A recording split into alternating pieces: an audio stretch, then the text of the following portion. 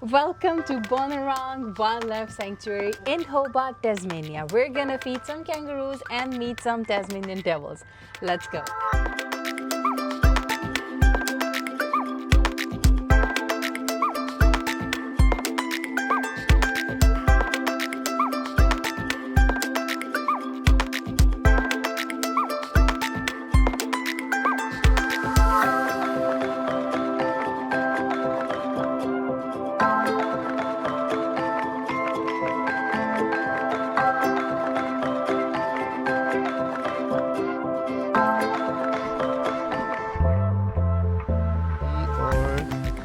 The sanctuary about to go in. The tour starts at 11:30, so we have about 20 minutes before we can buy our tickets and go in. The family pass is $99 for us because that's the discounted rate. It's about $34.50 for adults and $19.50 for kids. So I like these 2 adults and 2 kid package deals in Australia. We got one at the zoo in Sydney and now here. I'll show you guys the shop. It's actually a pretty cool looking shop. You can check out the Tasmanian devil. I didn't realise they were going to do that. Which is 1914. A 111-year-old cockatoo. Oh my goodness. That's incredible. They're revamping his enclosure, so that's why he's in here. He will go back out there at some stage, hopefully soon. Won't you, Fred? Because you're getting sick of it in here. He's giving me the stink eye. Oh, they're looking at a dragon. We say we've got dragons at Bonorong. We're definitely going to join the 11:30 tour. Oh, there's no Tasmanian skull. Look at the skull for the echidna koala skull. Spotted-tailed quoll. We bought our tickets, and what we were told is that they have 148 kangaroos here. Most of them were born here. They're not in one enclosure. We could find them anywhere, and they do have complimentary food and we can feed the kangaroos. So that's pretty exciting. But right now, by the welcome sign, we're waiting for our tour. It's about a half-hour tour. There's about 4 times in a day when they have tours. Yeah. The next one is going to be at 1:30. Now we do have 15 minutes. We can actually go and explore this area a little bit and come back here in about 10 minutes. Just check out that view. There's a staff holding Is that a koala. or a wombat? So Cute. So this is a sanctuary, right? All the animals here are either born here or they're injured and they need help. So the kangaroos that are here are extremely friendly. I do see families here and there bending down and feeding the kangaroos. There's some wildlife just walking around. I mean, I'm just admiring the view at this point. A really colorful bird. Really like all the colors of the rainbow. All the colors of the rainbow in here. The back, 2 of them. Cockatoo. And this is Fred's cage, 111 years old, born during World War I. And right now he was in the office because they're fixing up his Enclosure. home here. Here's a viewing deck. Shh, please be quiet. Please be quiet. It's a nursery.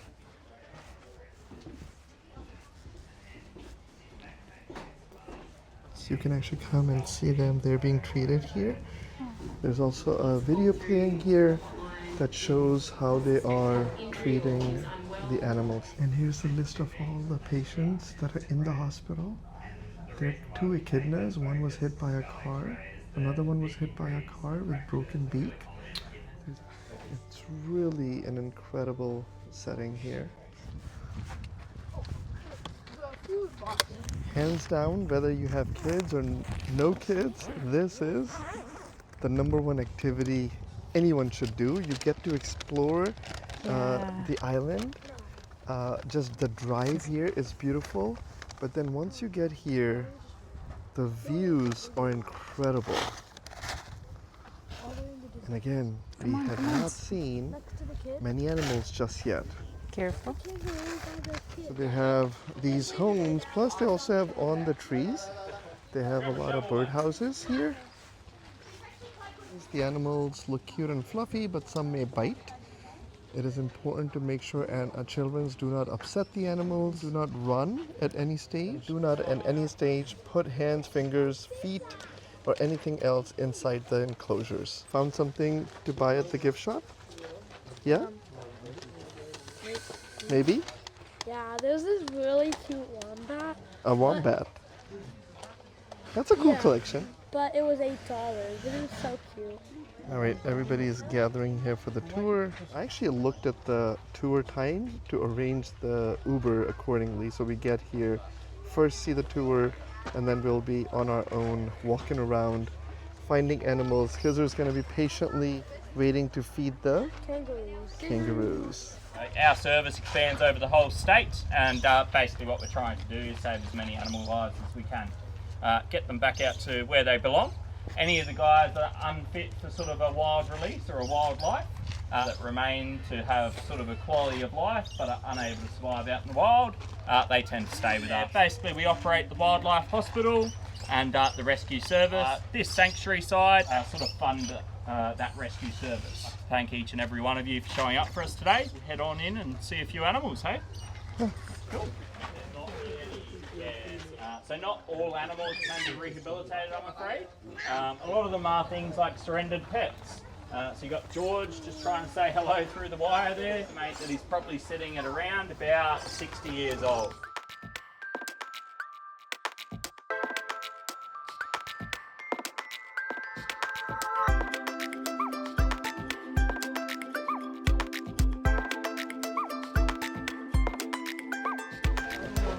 He's going in, looking for the devil. Just see if I can locate one of these beautiful girls. Vanessa, would you go in? If you were trained, you would go in? Inside. He's right there. Yeah, in the barrel. Yeah, he's here. She's actually a blind devil. So yeah, she's not really capable of living out in the wild. As our girls are actually going through their sort of first to second estrus, so they're a little bit moody and a little bit cranky. So yeah, not a good combination in an animal that has the strongest bite force out of any mammal for their weight, but a critically endangered species.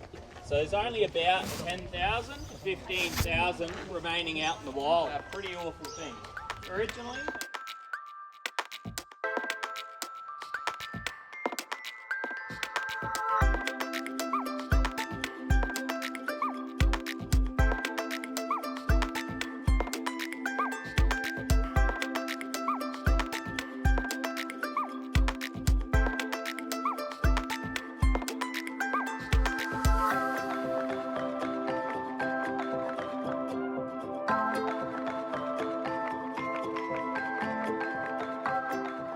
it's basically a wombat that's very, very sleepy.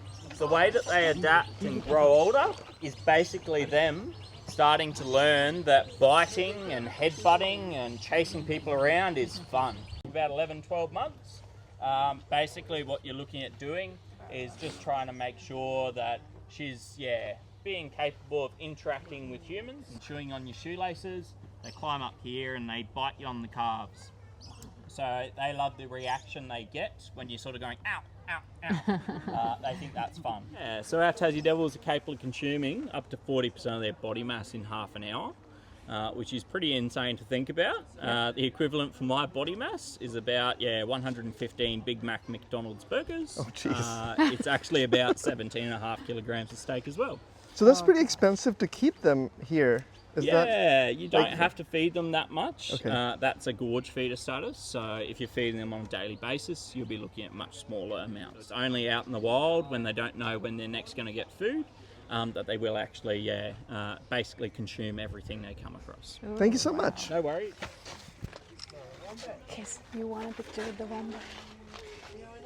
And so this was the wombat we were looking at. This was the bare-nosed wombat. And so people who find orphaned Joey call the 24/7 Bonorong Wildlife Rescue Service, and that's how they got him here. All right, Isa, you gonna be our guide? Let's go. We're gonna follow Isa now. Oh, we got the food. We got the food. Let's go. We gotta shut the gate because we don't want kangaroos coming in. Okay.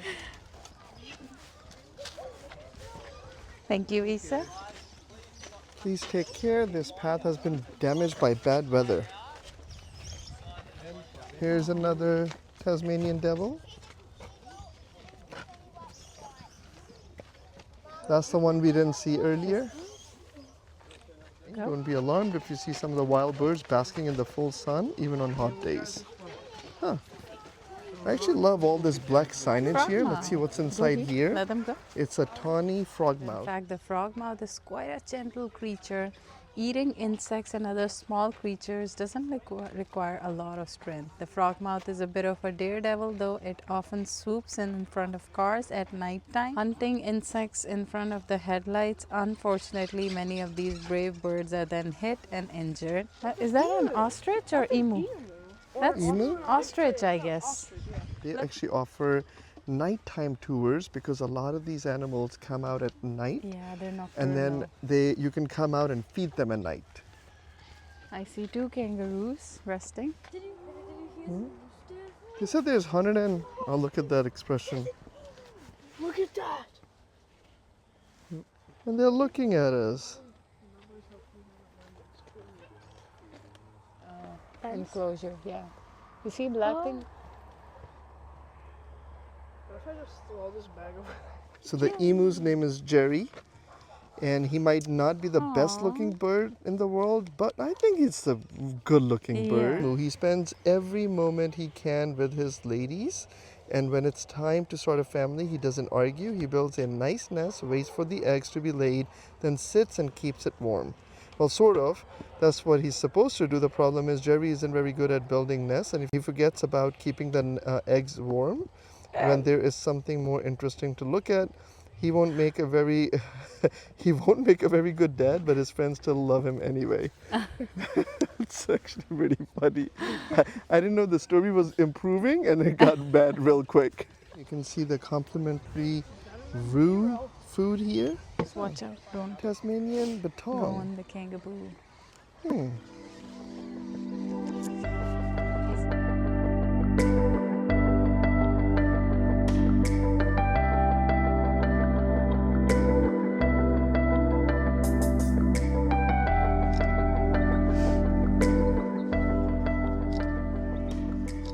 And this is why this place is the best place to visit if you're in Tasmania.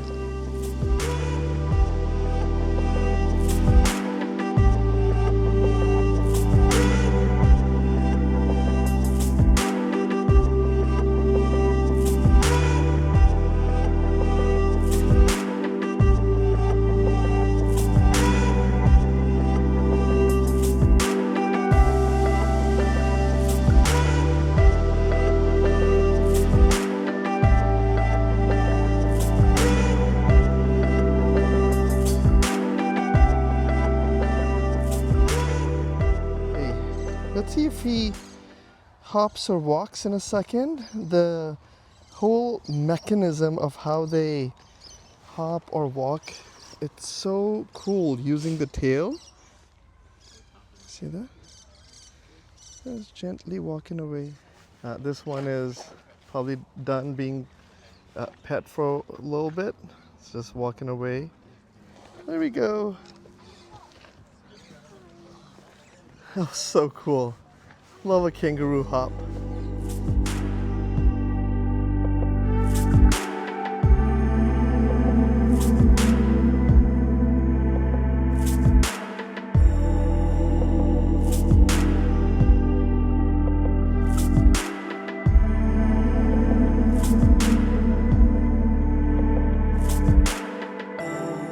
So the whole park is not so big. I shouldn't say park. The sanctuary is fairly small. There are at times just a few kangaroos out. The others are resting in the back. You don't know the story of each of these animals, so maybe they were injured, maybe they were born here. But yeah, it's an incredible experience, you know. Definitely beats the zoo because you're so up close and, you know, interactive. Hey Zanisa, what do you think? Best decision ever? Yeah. There you go.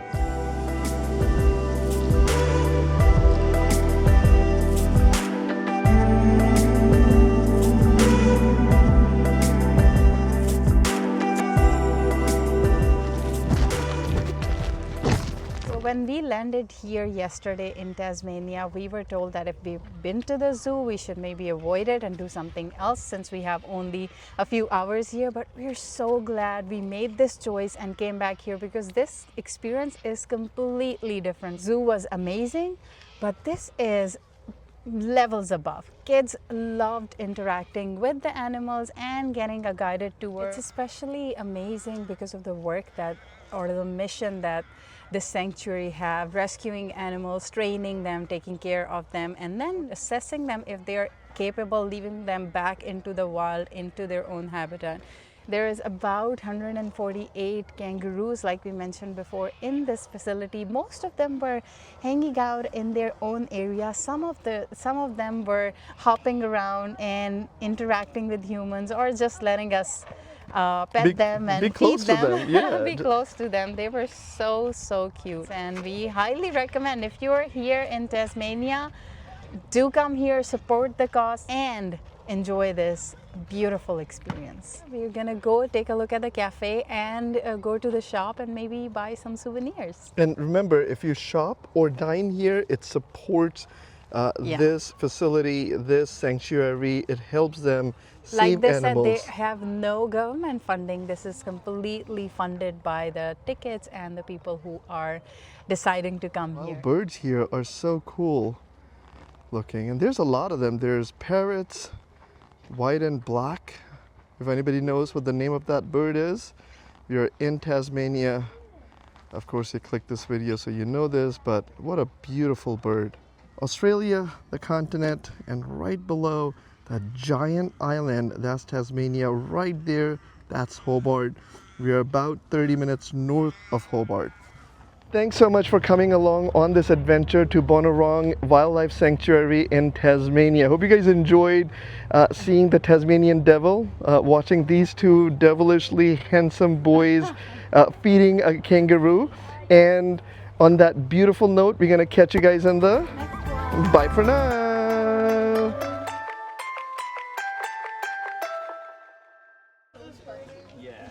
Yeah, I see that now. You guys are on video. Nowadays,